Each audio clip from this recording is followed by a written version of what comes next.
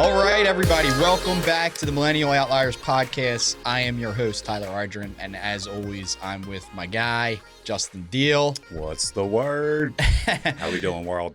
Yeah. So I'm super excited with our guest today. Little background. The guest first is Matt Brenner, but before I kind of go into who he is or let him go into who he is, a little background. I met him, and I talked about it on the podcast here before, in our Goldman Sachs class, 10,000 Small Business Owners. Was an awesome class. I know I shared a lot of info that I learned from the class on this podcast. But also another great thing with the class was I got to meet a ton of business owners, really cool people, really successful people, and just people I was able to learn from. So met this guy, Matt Brenner, in the class. We kind of formed like a relationship right away. Like we would kind of sit at lunch together a lot. He's super energetic. I was impressed by your biceps. Like, this guy works out. I work out. You always find the person that like kind of works out, and you're like, all right, let me go talk to that dude. Then I found out you work out at like 5 a.m. or something crazy. Yeah. Like, oh, this guy's he's more disciplined than I am. Dedicated. I don't know about that. Wait, once we talk about what you actually do, I don't know about that. But just really good at holding a conversation. He's just able to really talk well and talk through like processes, and puts out a ton of awesome content. I know I was looking at the other day, you were putting out about how to recruit and just your process with it, and the spreadsheet you were showing, just awesome stuff. You got your own podcast, right? And you own a bunch of karate studios. I think you kind of do the consultant thing too now, which was a big piece in the class that we did. So yeah, with no further ado, my man, Matt Brenner, why don't you kind of tell the world, who you are and what you do before we get into it here? Sure. Well, first of all, thank you for having me. And that was a really fun class we did together. And I know that, some things, whenever you go into a new class, especially now, like, we're already done college, it's always like fresh and exciting, but it's also like sometimes boring, right? But just like anything else, like sometimes networking events are boring, right? But it's usually the people that you meet that makes it, it's usually like not a lot of people. It's usually like one person, maybe two, right? If you're lucky. Kind of gravitate. And I feel like I kind of have that with you, which I think is really cool. So my name's Matthew. I run martial arts schools called Action Karate. Started by my brother in 1994, and I came on later in the scene. So I have 3 schools myself, hopefully a 4th before the end of the year. In total, in the franchise, we have 30 plus locations. So there's a couple in the mix that are starting up soon. And for me, I run martial arts schools, but the reason why it's important is because when I was a kid, I was like really shy. And like you wouldn't expect that now, how I hold myself. But like I was terrifyingly shy, like embarrassingly shy. Like I have 5 sisters. Okay, so I come from a really big family. There's 9 of us all together. When my sisters would have friends come over, I would hide in the closet so I didn't have to like talk to them. Like if we were at a restaurant, I would never like order for myself. I was always like nervous and scared. And my mom was like, "You're gonna go in martial arts class," and I was like, okay, cool. And I was like young, I was 3, right? But I was just like, even past that, I was like shy. And so she put me in martial arts class, and I still remember my first class my mom brought me, and I went onto the mat, and I was like very reluctant, right? I just wanted to stay home and watch Recess. That's all I really wanted to do. Great show. Yeah, best show. So I go into the mat, and I'm just like terrified, and the instructor's teaching, and I do what any kid does when they want to get out of something, which is like I threw a tantrum. I'm not proud of it. That's what happened. I screamed, I yelled. I remember it very vividly because my mom like stormed out onto the mat, and like she was so embarrassed because it's like your kid is the one who's acting silly, and like grabbed me by the ankles and like dragged me off the mat. And on the way home, I was like, "Oh, Mom is like I'm assuming I don't have to go back to that class. Like I'm done." And she's like, "What do you mean?" I'm like, "Well, like I just screamed, I cried." And I said this is my 3-year-old way, but now this is how I interpret it, right? And she was like, "No, you're definitely going back." And like one of the things she talked about later in life is that like, hey, the reason for you to act like that is the exact reason why I knew I need to bring you, right? And a lot of parents today, like their kids struggle with certain things. They struggle with confidence. They struggle raising their hand at school. They struggle with sticking up for themselves. There's this like victim mentality that society has now. It's like, I'm a victim. You can't call me this. You can't call me that. And it's just creating a bunch of people who like love to point out how, they're a victim. And like, we're like tired of that, right? Like we feel like you need to be able to stand up for yourself. And like, yeah, we teach martial arts, but more important than that, we teach character development skills because like we follow the sentiment that and book of University of Pennsylvania professor Angela Duckworth. Have you ever read her book, Grit? No. Super good. But it basically like it talks about how people like kids, the best predictor of success later in life is not like IQ or grades in school, but it's like how much grit they show, like how they're able to deal with challenges and get past it, right? Yep. So in our martial arts classes, we purposely put challenges and roadblocks in our students' way. And we tell parents, hey, this is going to be hard. Your child's going to cry. They're going to be upset. They might not get a belt when they need it. And they're going to come to you and you're going to have two options. You can either say, I don't want to deal with this. My kid's crying. It's hard. Forget it, which is honestly what a lot of parents do. And it's so frustrating. Mm-hmm. Or like you can have them get past it, and that's where they're going to build that grit. But that's where they're going to build the real strength they need for later in life. So like more than anything, like, yeah, we teach martial arts, but we really teach skills that are going to last them a lifetime. And that's like what's most important to us. So when they leave, hopefully they're never getting into a fight. Right? Like, yeah, you're not training them to be a UFC fighter. Yeah, we don't train UFC fighters. Like, if you want to be in the UFC and you're 27 years old and you're like, a young guy and you want to fight, we're just not the school for that. Right. But if you want your child or you're an adult and you want to build confidence and you want to learn self-defense through martial arts, but you don't want to get rocked in the face all the time, or get like, injuries all the time from like MMA, then we're the spot for that. Yeah. Yeah. We talked about, I'm sorry not to cut you off, but we've talked about that on the podcast before, that it's better to be the warrior in the garden rather than the gardener in the war, right? Yeah. Because it's so important to kind of have that confidence in yourself. And I think a lot of people now, they act like they're virtuous, that they're weak, right? But it's like, if you can't be hostile or violent, then that's, weakness. Being the softer side is not a virtue. You're just weak. And personally for me, I have 4 kids, 2 of my children on the autism spectrum, and my oldest is in Taekwondo. Cool. And to your point, it's like the commitment, the discipline, the focus, they're all the things that she needs to kind of, harness, so to speak, to actually, be a more productive, fulfilling life for her as she continues to age. And I found the Taekwondo is that she's a different person when she steps on that mat. Once they kind of get into the routine, because it is very routine based, obviously, she thrives and she's a completely different person. And I know nothing about mixed martial arts, so I love it as a former athlete because there's no bar, there's no expectation. I'm like trying to learn the steps with her and like trying to really push her. So it's so, to your point. And she's on the spectrum, or the other kids? She's on the spectrum, okay. and my youngest is as well. Yeah, so it's really good for her, because especially if you're on the spectrum, like if you do a team sport, you can definitely do a team sport. But a lot of times if you don't catch up to the other kids as quickly as them, then you're either like made fun of or you're sitting on the bench, you don't really get to do anything. And martial arts is an individual sport, so she can thrive totally on her own. So kids who are on the spectrum, like they get even more benefit. They're the ones that stay with us forever. Yeah. Like they stay students for a really long time, and you can see like the benefit directly. Like I see how this person is getting stronger, better. How long has she been training? So this is her second year right second now. Year. So she's green belt, I believe was the last test she very passed. Cool. Yeah. When are you gonna hop on the mat with her? It's funny. There is another like father-son duo, and she like works in with them quite a bit. I thought that. I'm like, I'm in that exploratory stage of my life. I've gone through this whole like health and fitness journey. So I'm always looking for a new challenge. I just always joke. Friends have told me like, why don't you do jiu-jitsu? And I'm like, I always see people our age getting injured. I'm trying to also, mediate that risk, so to speak. Sure. Yeah, I mean, there's risk of injury in anything, but there's definitely a higher risk in jiu-jitsu. I train in jiu-jitsu as well. Okay. We don't teach it at our schools besides like the very, very basic movements. But I train it as well as a student. So we teach karate, which is mainly kicking, punching, blocking.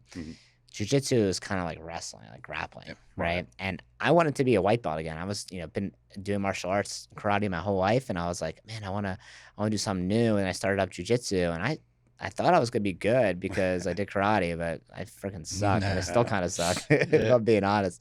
And it's just like so cool to be new at something. So if you're on a new fitness journey, like for jiu-jitsu, like if you like that sort of thing, don't just do it if you don't like it just because other people are doing it. Sure. But like how I do it, because for me, I want to be able to do it for 20 years or 30 years, is that like I take my time with my partners, and I'm not there to like dominate or kill someone, or like, if you're rolling, which is kind of like wrestling with someone, sparring, if you're sparring with someone who is a competitor and they want to like compete and like they're gonna be really intense and crazy, but if you have a partner who's like takes it a little bit easier and they're doing there for fun and they're to enjoy, they're there for fitness, which is more like me, then like yeah, of course you can get injured. Don't get me wrong, I've had a couple of like small injuries, but like.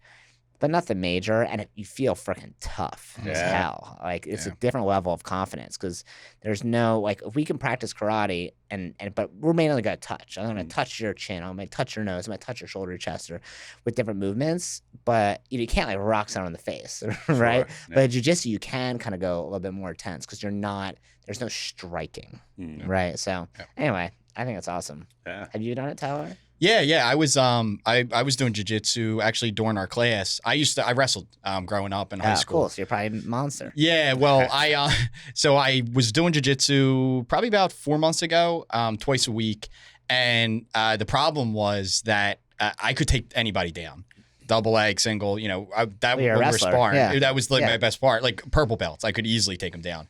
Problem is though, like once I got him down, I was done because I'm used to like trying to get somebody on their back, or if I'm on my back, I'm used to trying to get up and roll, because you don't want to get pinned in wrestling, right?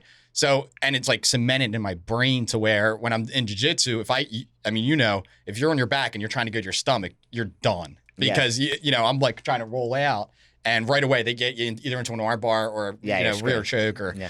So I was doing it for a little, and 1 week I was with I think I was just sparring with a purple belt, and he got me in a guillotine, and he must have did it wrong or something, because dude, my neck like hurt for 3 weeks. Like I had a sore throat for 3 weeks. Oh yeah, it's the worst. Yeah, and it was so brutal, and then I just didn't go back. Was he? He was a purple belt. Really? Yeah. That's surprising. Yeah. Usually it's the lower belts and I'm more scared. I mean, I'm just a blue belt, which is the second one. But usually it's like a white belt that I'm scared of because they're just trying to strength. Yeah, they just have no control. Yeah. Right. Yep. So they hurt. Usually the higher belts, like, they'll dominate me, but I know they're not really gonna hurt me. Right. Right. Yeah. So I was like out for like 3 weeks, and then I didn't go back. But I actually moved recently, and there's a place that's like 3 miles down the road. So I've been meaning to. I moved 2 weeks ago, so I'm gonna look into that and get into it. But why'd you move? Just a lot of things happening with my business and stuff, and I was able to do it. Yeah, which you kind of know. Yeah. Hell yeah. Which during the Now class we kind of talked about it. Yeah.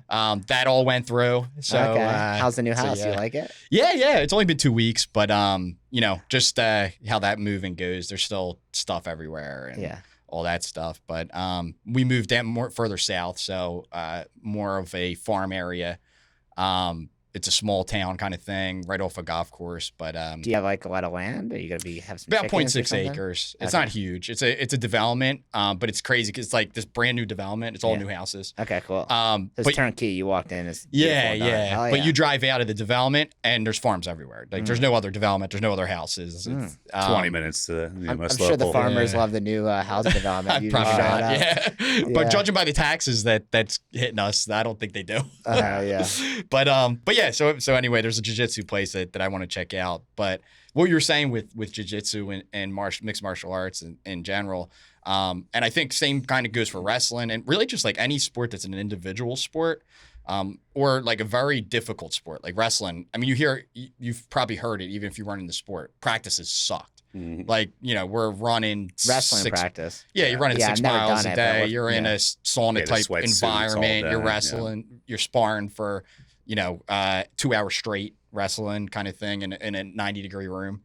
But it teaches you like that hard work, that grit that you were bringing up of, like I still think about it today a lot where if I'm doing something difficult or something, I'm like, this ain't not as hard as like, every day after school. Like I still think back, like, was I nuts? Like every day after school, I did this. Like I didn't go to college for it. Like there's no like, you know what I mean? Sure. Like, but it taught me a lot, and like I said, it gave me confidence. It's just you and that other person on the mat, during a match. That's all that's out there. Like, yeah, you got your coaches like yelling random shit at you. You got your teammates kind of yelling stuff. Maybe you're clapping or whatever. But really, it's just like you two competing. And that teaches you that whole grit thing. So are you gonna have your kids do it or what? Oh, hell yeah. My wife, I'm like, my one son's 3. So he's like almost, once he hits 4 or 5, I think it is, that we can get him into it. My wife's still hesitant on it. She's like, I'm not doing it. But I told her that's like non-negotiable. Yeah, It's happening. And the jiu-jitsu place, they have a class for, I think it starts at 4 too, that I want to get them into, because I had friends just being in that world. Like, it's a tight, small community in the wrestling world. For sure. So I had some friends like who did do jiu-jitsu, because it really gotten big recently. Like 15 years ago, it wasn't that big. Yeah, I think the UFC. Oh, 100%. Really just people now 100%. see it, they understand a little bit more, they understand the movement. And even for me, like, it taught me, before I even did jiu-jitsu, I was watching UFC and I was like, I don't understand what's happening on the ground. Yeah, like, it's the more you boring. hear Rogan talk about it, like, oh, okay, I understand, like, he has control from the side Yep. now, and then he's able to reverse by getting the underhook, and like, okay. Yeah. So, Yeah, because if you don't know it, like it kind of looks boring too. You're like, what are they doing? They're just rolling around. yeah. But so anyway, 15 years ago, it wasn't that big, but I had like some friends, because they were in the wrestling world, that did jujitsu. And like, we would just be like screwing around, like whether it be at like wrestling camp or like, whatever. And, or just sparring or whatever. And then they'll just like, my one friend would just randomly throw me in an arm bar, which I had no clue back then. I'm like, what the, Yeah. And I just thought it was like so cool. And especially because they kind of align so well together, wrestling and jiu-jitsu. So I want to get like my son, like I want him to be that kid. Like I want him to wrestle, be in jiu-jitsu, do all that. And Toughen him up. Toughen him up. Yeah. So I got my wife, I got a little smoozing to do to get her into. She's more of like the, all the skin stuff that could happen, which I've had. I've had ringworm. I've had, all this. Yeah. It's just whatever. Don't tell her about Cauliflower that. ears. Yeah, all but good. I'm telling her that because it's not like it will happen probably, and it's Yeah. not like crazy. You just get cream and you put it on. And, Yeah. That Do you know goes about away. defense soap? Have you seen that? yeah. Yeah, The green, so- it's like green and everything, right? Yeah, I don't know. I bought one on Amazon. I don't know what color it is. But Yeah, it's like a green bottle. Yeah, and it's just like, I mean, I haven't had any issues. I've been doing it for like 3 or 4 years, and I just like rub it everywhere after the class, and I've been fine. Yeah. I didn't do it back when I wrestled back in high You school. didn't do when you wrestled? I feel like wrestling is like. I that's where you know. learn Well, I that. didn't think of defense soap, and to be honest, like Maybe I it just, didn't exist. I was a actually. kid in Yeah, high why school. not? Like I didn't even think sure. nothing of it. I'm like, whatever. And then one day, I'm like, I got ringworm in my arm. How Yeah. can't Yeah. wrestle for this week, That's crazy. But yeah. So I want to definitely get him into it and all that. But so segue back to your studios and everything. Now, what was really cool, your growth opportunity in our class. So in our class, just to remind the listeners, we focused on like one thing with the business that we really wanted to grow, and not just like I want to grow sales, right? Like it was like a real focus point, a pie in the sky type thing. So we haven't talked since the whole class. Your growth opportunity was, and the logo was like a shark, right? So I forget the name, but it was kind of like to me, and you can correct me if I'm wrong, but it was like a consultant business for studios all across the country to be successful, and learn off you, being you guys have what combined 30, 40 studios. So you're doing something right. Yeah, so the growth opportunity for me is like the martial arts schools, they're great. They're good. And like, of course, we can always do better. We're always testing and seeing what we can do better for our students. How can we improve our product? How can we improve our marketing? But since we need very skilled people to run the schools, I can't have 400 schools tomorrow, Yeah. right? Like, it's not just selling a franchise where anyone can make a smoothie at Smoothie King, right? You need someone who is trained in martial arts that can step in and wants to do that as a living. Which is already a segment. Yeah, it's just like such a small You can't just get like an community. investor. Yeah. So like, it's very hard to do. So like, one of the things I wanted to do was, and I've been working on is consulting, is teaching other martial arts school owners how to use systems to grow their martial arts school, because most of them, they love martial arts, but like they're not business people.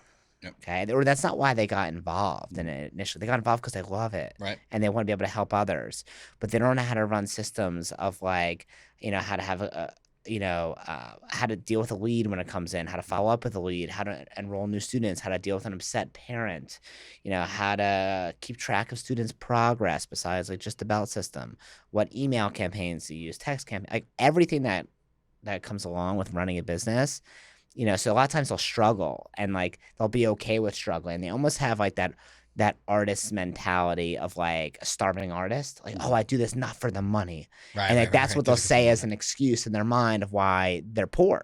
Right. And it's sad because I don't want to see that. Like, if you've been working in martial arts or doing martial arts for 10 years, while a doctor goes to school for 10 years and they make, $300,000 to $500,000, like, why can't you do the same thing? Like, you've been doing this for a really long time. Like, you should be able to do the same thing. So what we'll do is we'll teach systems to people outside of our territory. So it can't be anywhere near one of our local schools, or anyone that, like purchases an Action Karate franchise.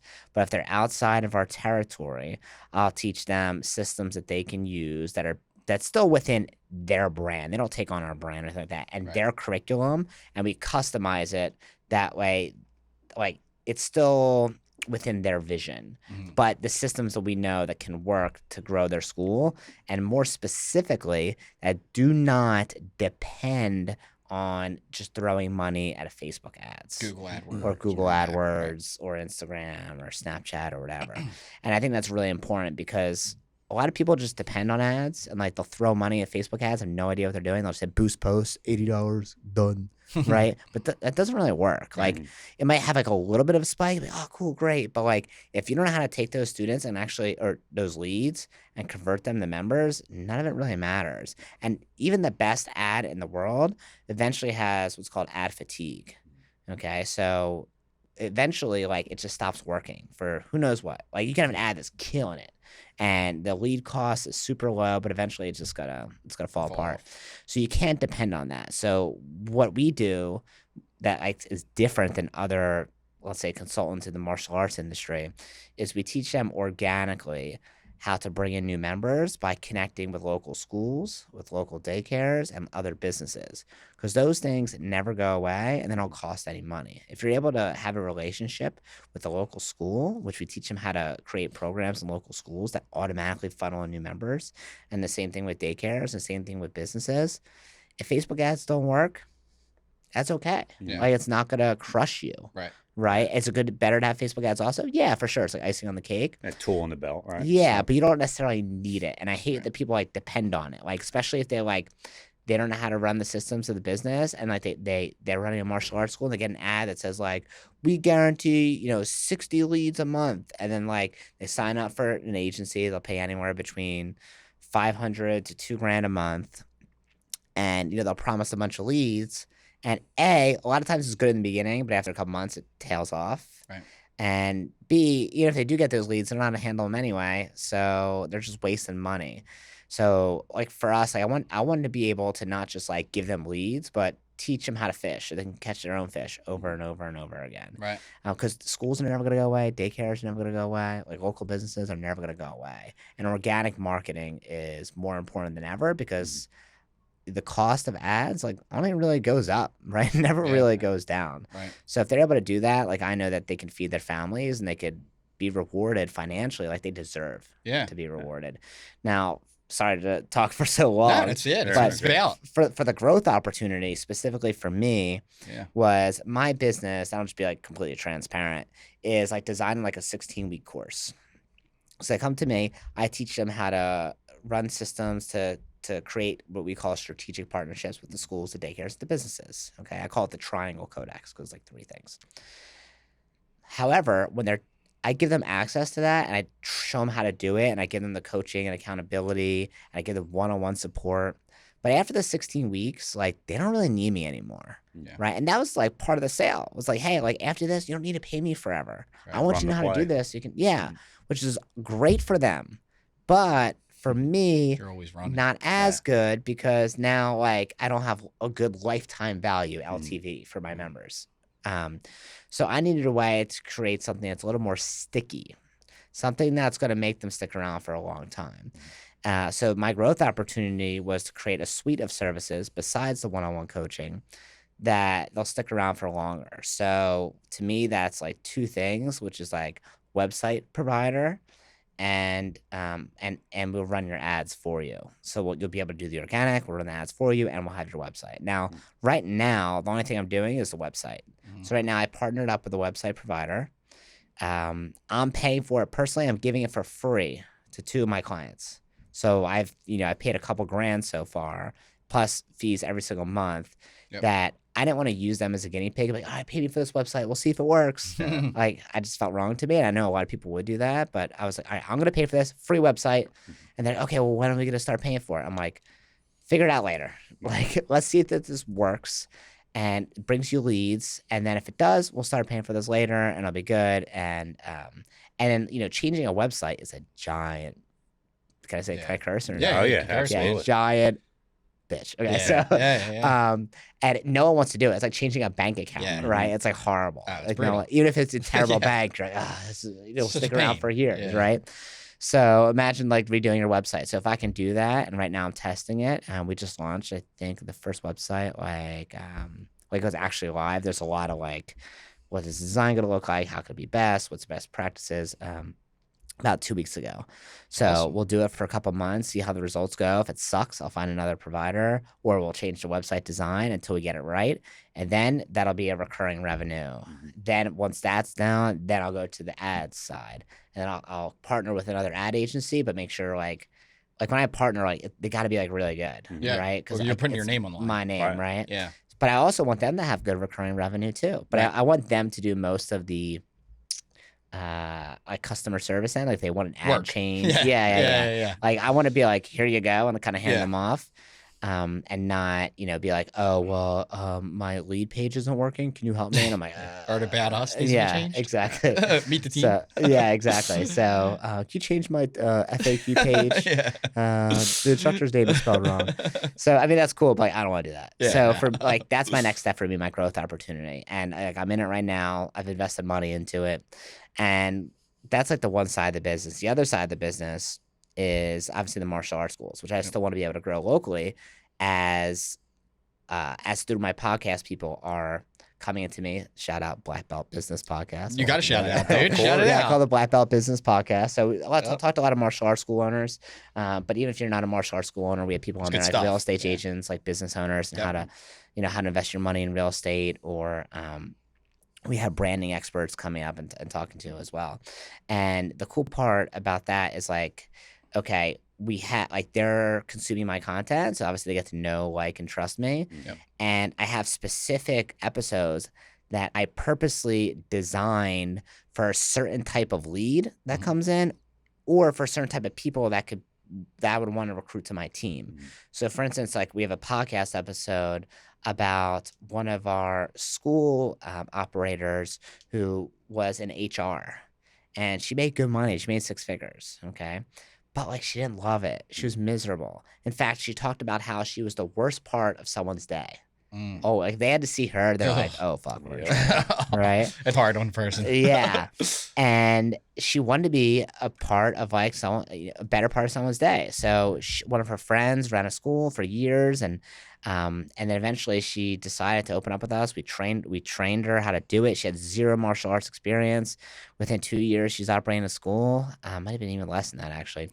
And like, okay, I want more people like her. Yeah. Right? More people that Yeah. understand, like, hey, we can. Like, you don't have to have like a 10-year martial arts experience. Like, you only need to be able to teach beginners. Like, we'll teach you the rest as you go along. And so I designed. We purposely designed an episode around her so we can have other people, like when someone comes in, they're like, oh, I've never I can done any do that. martial arts before. Yeah, like, oh, let me send you this episode. You might like it. Yeah. You might find a connection with it. And like all the different types of people that might fill that format. I can tell you something crazy I kind of did. Yeah. Let's hear it. Which is, and I don't know anyone that's done this, but basically, because of all the content I'm putting out and just posting like every day, for me, like, people are starting to get to know me a little bit better. And I don't have a giant reach or giant following by any means, but it's a small community, Yeah. right? Yeah. The martial arts community. So there's this guy who was following me for a while. I don't know how we became friends, but I connect with a lot of people, especially online. And he runs a school in Johannesburg in South Africa. And I was looking, like, I'm always looking for like good full-time people that can come on board. That way we can open up a new location, or I can replace someone that's underperforming or whatever. And we talked for a while, and I had him come in, fly in. I paid for his flight. And I had him try out our school for a week. Basically, like we had him do a training like 9 a.m. to 9 p.m. every day. He stayed in my apartment. Like, I have an extra bedroom, like. And because he's from Johannesburg and like doesn't make much money there. Like makes very little. Like there's no way he can afford a flight to the States or a hotel or something. Like, so I was like, all right, I don't want to pay like another $1,500 Spunk up. Yeah, come on. And he's around my same age. He's a cool guy. So, and he's a competitor. Like he's like number 2 in like kickboxing and in like South Africa. He's like a monster, right? And I'm like, man, look at this. This guy has such a good skill set, but like he didn't know martial arts. You can make it really into a career. He's just kind of scraping by. So right now we're in the process of working with an attorney to get him a visa. We're about halfway done. Hopefully about 6 to 8 weeks from now, he'll move here. He has a school there. He's got to drop it completely, and he's got to come here because there I think he was making like $500 a month or something like that. Yeah. Which obviously goes a lot further there than here, but still, like, you're not really making any money. Right. And I'm like, dude, like, you can make like 10 times that, like, and more. Like, I'll show you how to do it. I'll show you how to invest. I'll show you like everything you need to do to be successful in martial arts and love it, but also like have a great lifestyle. Yeah. So, the business side. So real quick, I want to take a step back because I think we kind of skated over something that you can drop a lot of knowledge on.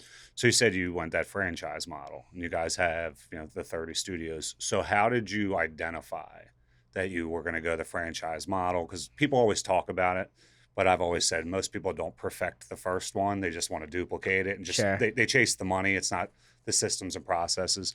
So what did that look like for you and your brother to kind of get that rolling? Yeah, so it was more my brother than me. He was open for 10 plus years before I even got involved. I was a little kid when he opened. So he's the one that really developed the model first. I came on board and I definitely like helped like develop a lot of the systems we have and train a lot of the staff, being a big part of the team. I also feel like I brought in a lot of like the younger generation because a lot of it was like older people that ran the schools. And it was like, oh, well, why can't I was a younger person, then other younger people started seeing it. They wanted to get more involved. So for him, like, I know that even as a kid, he would bring me to like every martial arts convention or seminar in his car. We would be listening to cassette tapes or CDs of different educational services talking about how to run business. And it wasn't just martial arts business, but any business, right? He'd have me listen to like, Zig Ziglar and Tony Robbins. And, so like for him, we actually were licensed first. And there's are you aware of the difference between the two? The license and franchise. So, a license is like, hey, you have the right to use my name. So you have the right to use the Millennial Outliers name, and like that's all you get. A franchise is when you, as the franchisor, you give them not only the rights to the name, but you give them the systems and you just give them processes and usually like a website and all and some marketing and all that stuff. And it's usually more expensive. So as we've grown, we actually had to switch from a license to a franchise. I guess you probably lose, and sorry to cut you off, but you probably, if you're going the license route, you probably lose a little control, and them having your name could be... That could not work out in your favor. It could hurt your reputation for sure. But then again, like a license, so there's positives and negatives. The positive side is that like you don't have a lot of responsibility in terms of their education and training. And if they don't do well, it's like, whatever. Sorry. Yeah, they're paying you. That's whatever. Your fault, right? But a franchise, they can claim, oh, well, you didn't give me the right systems or education or the marketing you promised. So there's a lot more liability involved, right? But it's also like way more scalable. Right. Sure. Right. And like everything's scary and there's always liability. Yeah. So in terms of like how he perfected it, I mean, I don't know, maybe I just used that word. Maybe you didn't use that word. But in terms of how he developed it, I would say like go to a lot of freaking seminars. And like my brother is really good at asking questions and asking people like, hey, how do you do this? How do you do this? How do you do this? Like, where do you do it? Okay, tell me again. I'm going to take notes. Okay, cool. Can I call you later and ask you questions? And he's so good at that. And I think that like rubbed off on me. And 100%. Like, For as long as I known you in the class, you would do stuff like that. Now that you're saying that. And like ask a lot of personal questions sometimes too. And like questions that normally people don't ask. Right. Like, I don't know if I asked you this, but I know in the class, like we had someone else who, I know you sold your book of business, but someone else sold their business. And I was like, think about it. And like, I was asking him how it went, but I was going to ask him how much you sold it for. Sure. You know, and like, how much did you make on that? What was your net? Right, and right, like right. most people would never ask that. No, Like that's pretty money. personal. Yeah, but I'm yeah, like, yeah. I don't care. I'm gonna ask him if you want to. Yeah, worst tell me, he case, doesn't you want to say tell no. me. Did he tell you? Because I know Yeah, what we're he did talking tell about. me. Oh, wow. Yeah. It's got to be good. Yeah, well, I'm not telling you. Unless he Is it good? Just say good or bad. Yeah, I was very respectable. Very respectable for sure. Definitely not bad. No. I was like, hell yeah, man, good for Yeah, you. You know, yeah, it wasn't yeah. like I don't think giant life changing money or Right, anything. right. But like, It's fun, but though. It's definitely like exciting. very respectable. And I think like a quiet dogs don't eat. Like if you don't get the information you want and you're just quiet, you're just not never gonna find it. you're never gonna get it. Yeah, You're never gonna get it. So like you have to be willing to ask questions. Like people will always be surprised. Like especially if you offer information first. Yeah. Then they'll be more willing To give. Yeah, like usually I'll say like a number first. I'll be like, oh man, it's amazing. I'm working, we're grossing anywhere between 35 and 55,000. We'll make around 200,000 a unit or whatever. And like people will just I'm doing this. Yeah. It's just natural. Yeah. They want the rule of reciprocity, right? They Right. want to tell you back. So Yep. yeah, not being afraid to ask questions. I think I got that a lot from my brother, and like he is so good at that. Like he'll find like deep information. Like, how did you find that? He's like, I just kept on bothering him, right? And they feel connected because when you tell someone personal, Oh yeah, now we're like, that's my boy. yeah. They're like, oh god, I must like this person, right? Yeah. So Being vulnerable connects. No, 100%. Yeah, it's awesome, and it's awesome that your brother, like, it seems like was a mentor or is a mentor to you, and taught you so much and got you on like a lot of the books and stuff like that. But what big thing that we always talk about is mentors and coaching, and being you pretty much are a coach. There's a really a negative stigma with coaching, like. People think that they might be getting scammed, and sometimes there are scams out there, right? 100%, But yeah. but a lot of people are jaded by it, right? And they don't kind of see the value that comes from coaching. So, being that you're a coach yourself, have you been coached or mentored aside from your brother? What's your thoughts on that? Yeah, I've spent a ton of money on coaching. Like I would say Seems to be a trend with our guests. At least like 5 or 6 years, I would say at least 60 grand, something like that, like a lot. Some programs I pay 20 to 30 grand to one person. Yep. So, I'm a big fan of it. There's definitely like people who did like really well financially very quickly, and then other people like, oh, they'll join the course and they go, oh, I could teach that. And then they try to sell it, and then they're like scummy, right? And it doesn't really work well. But that's like that with everything, right? Like there's always a few bad seeds. Always a few bad seeds, and then they tell everyone about it, right? Oh, you can't do that. But usually, those are the people that are full of shit. Like they're full of excuses. So they see an ad about how this person's going to help them get a certain amount of leads or make a certain amount of money a month, and how it's so easy if they just follow those steps. But usually, they don't even follow the steps, right? It's usually there's something that they're doing that's sabotaging themselves. And they don't follow up, and they don't follow through. They think the person's going to do it all for them, and then they don't get the results they want, and they blame it on another person. Yep. Right? Like, Jocko Willig's book, like Extreme Ownership, right? Yep. Like, Great one. Yeah, it's just like take ownership of yourself. Like this is your responsibility, and no one else's. Like this past month, I had one of the worst months of one of the school's gross income in the last like 6 or 7 years. I could blame that on, there's starting to be a recession, or people worried, or like, COVID, the instructors, whatever, they're terrible, or like they're not doing well, or like this and that, right? But no, like it's up to me. I'm also like new as a manager. I'm not working in the school. I've only been doing that for like 2 years. I'm not like actively one of the instructors. Now I'm just a manager, so I'm not there every day. That's me. That's my fault. I'm not a good enough manager yet. Like I have to go through these growing pains and learn how to do it. Because otherwise, A, I'm never going to learn, but B, like, the excuses are not going to help anyone. It's that victim mindset that we talked about earlier. Yep. So if I join a coaching program, which I've joined, multiple, like, not everything about it's going to be amazing. Yeah. Like, some of them I re-sign for another session, like I renew or whatever. Some I haven't. But there's always like 1 or 2 things I get out of it. That like, this is really, really good. Yep. Yep. And even if you just meet some other business owners who are in a different industry that do really well, and now you're able to talk openly about finances, like even that's amazing. Like, so, I have friends in other industries in like Florida and California that I still talk to on Facebook, and I only met them because of that, right? And there's definitely poor business practices, but that's like, usually it's the person, right? And like, And what I always tell like my clients is like, hey, like I always have a guarantee to like to be like for people who are risk averse or they're nervous, because I don't want anyone to lose their money, think like shit about me, right? And tell everyone about me. So I have a guarantee where it's like, hey, if you follow these and these steps and you record that you actually did it and track it and you don't get the results you want, I'll refund you. Right? Because I know if you actually do it, it'll work. Yeah. Now, don't get me wrong. There's a good percentage of people that don't actually do it. They pay for it and they disappear. Or they pay for it and they say, oh, it doesn't work. I'm like, oh, did you do this? No. Oh, did you do this? Oh, no. Okay, no. And then next week we'll be like, okay, here's your homework. I'm going to email it to you when you do these 3 steps that we can set up. And then next week we'll get on. And they'll be like, oh, yeah, I was busy this week. And I'll be like, I mean, what do you want me to do here? Yeah. Right. Like how, but then once again, I could blame it on them or I could blame it on me. Right.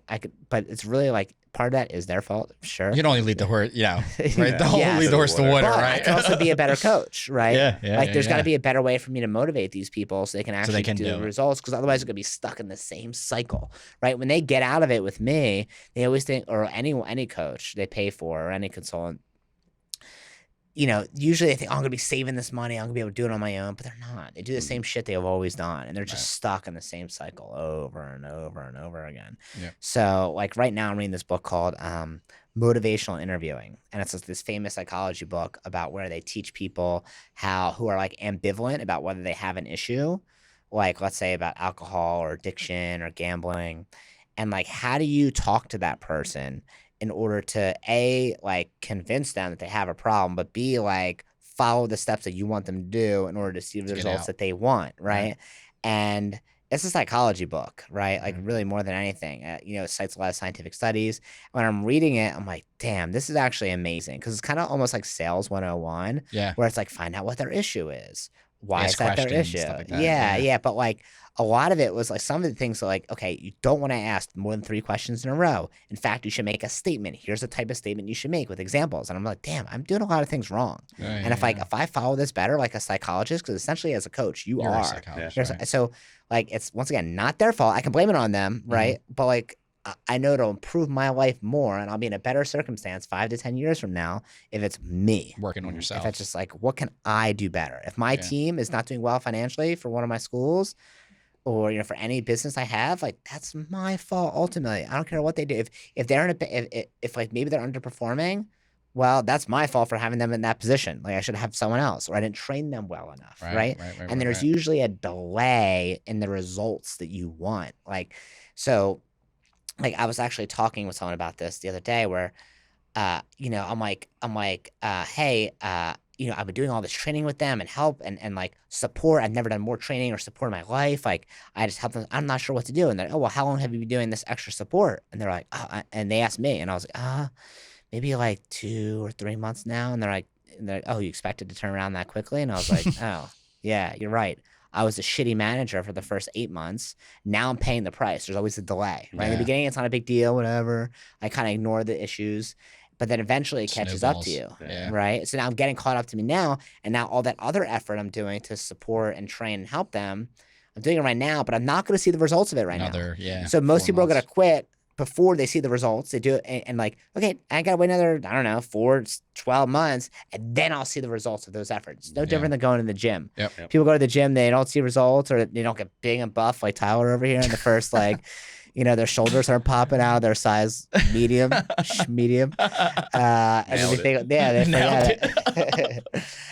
They just give up, right? But you got to stick with the problem way longer than you expected to. Yeah. Man, that's awesome. That whole breakdown, I give you credit, man, because I fall in some of those traps of that little blame thing of why is this person doing that, or you taking that accountability is massive, man. That's awesome. Yeah, you can see why you're so successful. Yeah, I appreciate that, and like it's not easy, because a lot of times I'll be like, well, I give them everything and they're not doing this right, so it's hard.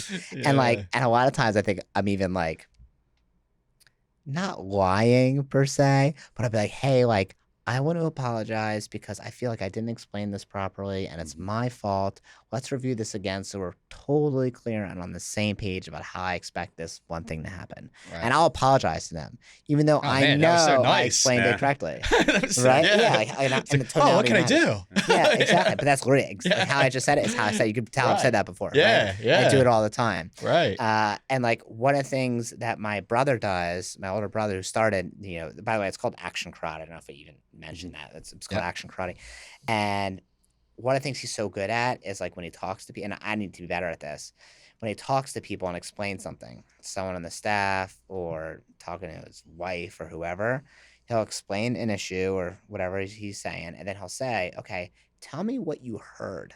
And have them repeat what they heard, and a lot of times it's way off, probably way different than what he intended, right? But it's not way off, right. It's like it's off what he had in mind, but they heard it a different way. It's like text messaging. Yeah, when you text somebody, you're like, oh, this guy just said K. You know, he's probably pissed at me right now. Yeah. Really, it's like a 60-year-old who that's how he thinks people text. You know? Yeah, exactly. Yeah, or they're just busy, right? And I want to make sure I respond right now, and so I think that's such a good skill. And since I've heard he repeated that to me recently, and I was like, I gotta do that more. Yeah. When I explain something, say, okay, so just to review, tell me what you heard, and then see what their perspective is. That way, I can fix the problem then, as opposed to later being frustrated at them because they misinterpreted what I was saying, but they just didn't, they didn't receive it the way I wanted them to Absolutely. receive it. Verify and clarify, right? Verify and clarify. Exactly. Boom. There we go. Well, dude. We're here to our time pretty much. Oh my God, that was so fast. Time flies when you're having fun, right? I know. You guys had to listen to me ramble the entire time. That's what it's all about, man. It was. Yeah, we want you dropping gems. Absolutely. Yeah, you dropped a ton today, man. Just with what you're doing, the processes, accountability we went over. You really articulate things very well, and it's been awesome having you on today. So.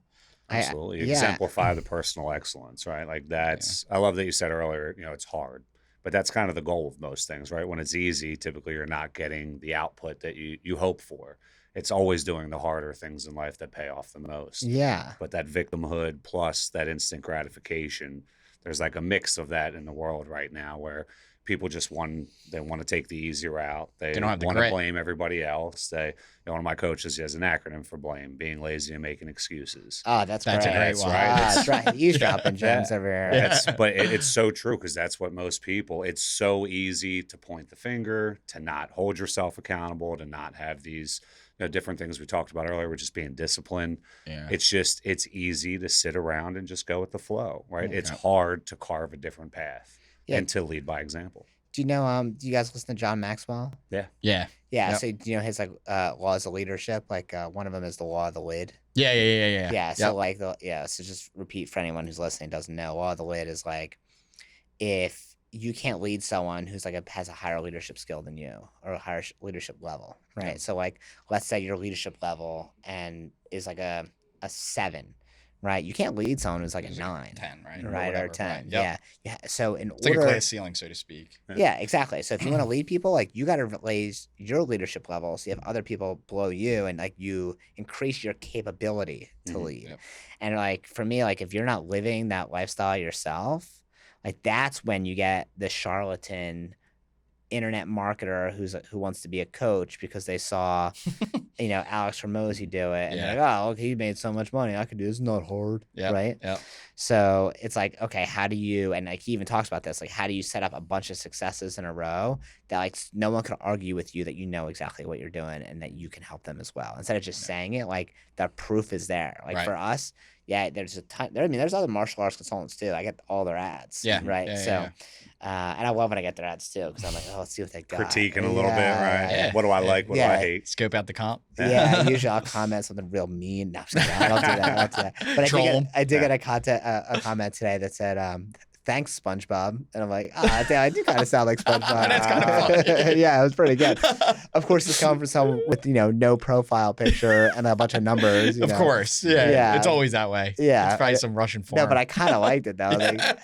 It was It's a like good- it was that's a a good good mean one. You know, it wasn't like F your mother, right? It was just like, oh, that's actually kind of true. Yeah. And that's Subtle not the first burns. time someone made the SpongeBob comment. Someone else one time said, "You sound like SpongeBob if Squidward had a baby," and I was like, "Oh, you bastard!" And I screenshot and shared it. I'm like, "This guy's good." And I even commented like, "Good one." Like, I like that. Yeah, you got to just You love gotta for that. respect that. Yeah. Yeah. Everybody loves a good burn. Yeah, good like quality burn. Yeah, not just like someone being an respect, asshole. dude. Yeah. Yeah, it's funny. Have you ever run ads?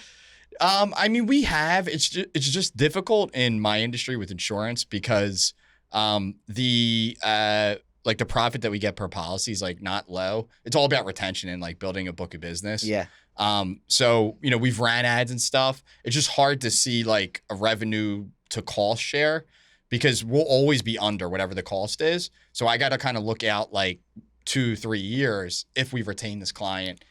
How does that kind of factor in? And on top of that, like we're competing with other insurance companies that are spending millions a day on advertising. Geico, so like Google AdWords, everything's driven up because of, I'm competing with carriers. I'm competing with Geico. I'm competing with, State Farm, every commercial you see on TV. Sure. So it's very difficult to market in general in my industry. It's like I'm like 90% word of mouth.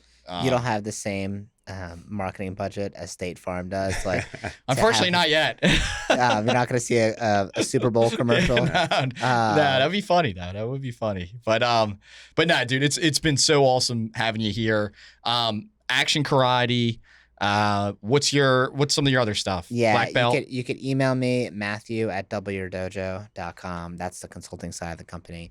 The best way to reach me more than anything is Instagram at blackbeltbrenner1 at blackbeltbrenner1. Send me a message. Follow me. Say hi. I like talking to people. You can ask me any question you want. I will literally, because I'm so willing to ask other people questions. People ask me questions. I'll just tell them straight up. I don't have anything to hide. So Yeah. And he applauds good burns. So I love that. So bring your most creative burns to the table, folks. Yeah, say some mean shit. Say some mean shit. Yeah, you do. No, Matt's definitely worth a follow. So you'll be in the show notes. So people could kind of scope you out. You put a ton of great content. If you're a business owner, you definitely want to follow him because he's putting out a lot of the processes and stuff that he's doing. I know personally, I've learned some things from your podcast. I listened to it, your videos that you post and stuff like that. But yeah, dude, awesome having you. And Justin, sign us off, brother. You already know what it is, friends. Best day ever. Best day ever, Thanks fam. for being here with us. Best day ever. Boom.